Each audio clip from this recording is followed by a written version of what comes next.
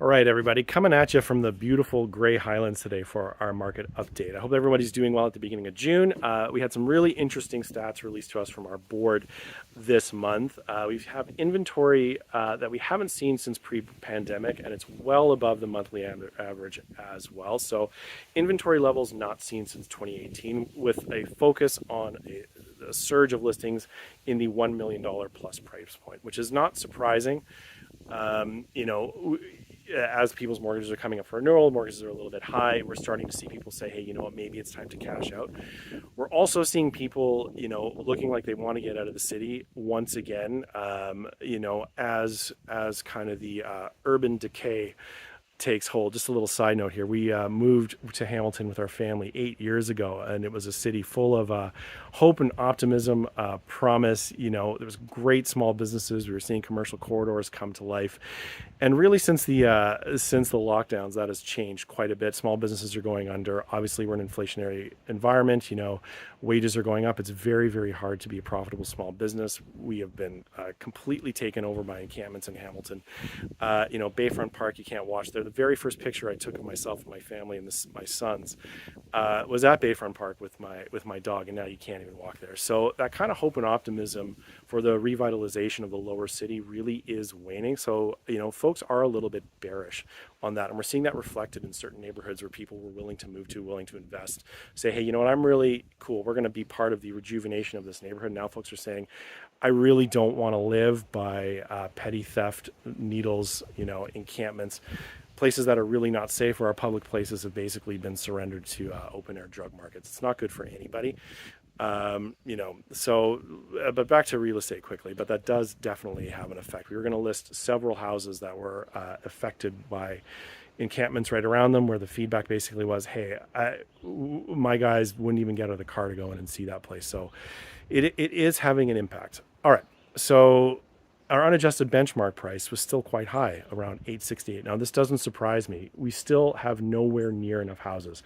There's a great article going around talking about how 70% of housing demand this year has been from new residents, new people with PR cards as well. And, shocker, people do need a place to live. If you put 1 million people in the Golden Horseshoe, they're going to need houses. So that's going to keep driving that demand for housing up. And as we've seen with other cycles before, the top does come down a little bit, but the floor is getting raised. So as little as, 2017, an entry-level home in Hamilton, that was great, that you'd want to live in, raise your family, and send your kids to school there. You get into neighborhoods at kind of the 350 to 450 range. Now, really, that's 650 to 750. And as we can see with the unadjusted benchmark price of 868, 800 is really getting you into something that people want when they say, what do I envision myself living in? It's, that 3-bedroom, 2-bathroom house, detached, good neighborhood with a parking spot. You don't even need a garage. That is what people are looking for. So what does this mean for sellers and buyers? So we are working with a lot of folks who have done move-up buys this year. As that top end is coming down, they've purchased, 2015 and prior in Hamilton. There's enough equity. It makes sense for them to get into that forever home at a reasonable price, port their mortgage at a reasonable rate. It's quite affordable. They are willing to transact. For buyers and sellers, now, as I said before, houses move quickly when they're in good areas, priced well, presented well.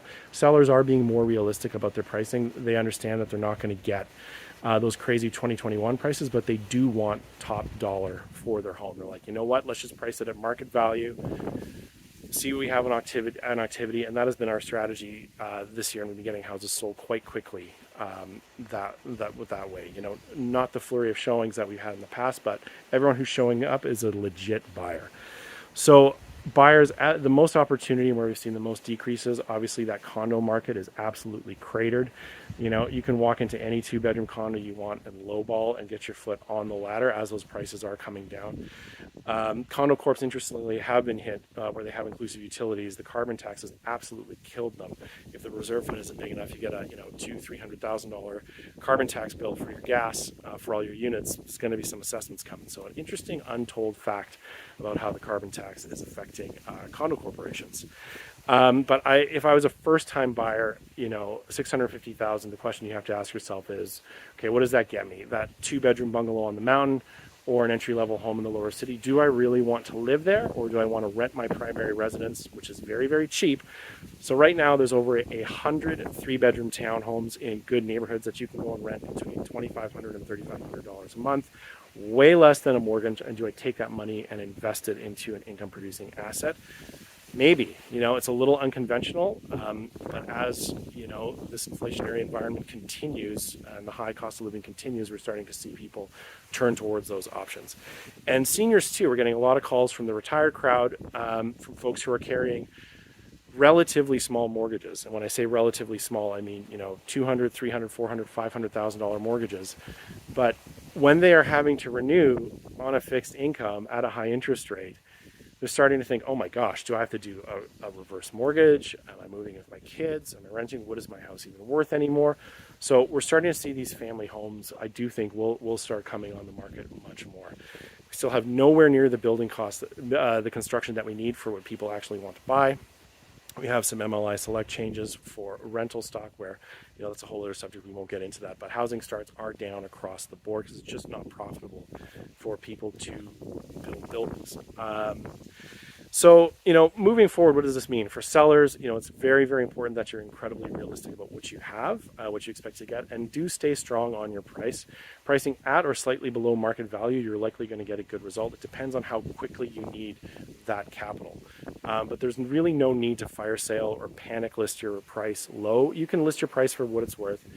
It might not sell in a week, but if you're willing to be on the market a little bit longer and just stay firm, you'll be surprised with the results. And for buyers, lowballing isn't going to work unless it's like a highly distressed property that's been on the market for a long time, but there are good opportunities, especially on those smaller income producing properties if you're willing to,